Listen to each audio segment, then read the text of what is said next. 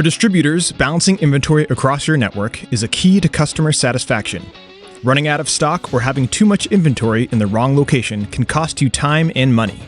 Acumatica's distribution requirements planning helps you conquer this challenge. DRP is a powerful planning tool that intelligently plans your inventory to meet supply needs. It ensures you have the right products in the right place at the right time.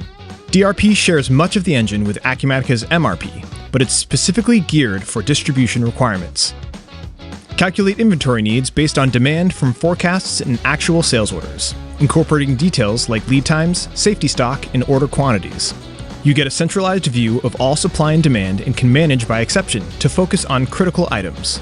DRP provides clear suggestions for action, recommending when to buy, transfer, or assemble kits to meet customer demand.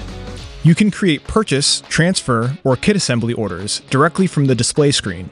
It's designed to manage procurement and transfers across multiple warehouse locations efficiently.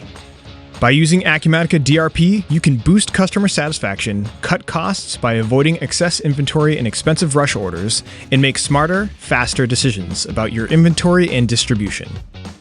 To learn more about inventory management, visit wm-synergy.com and schedule a demo today.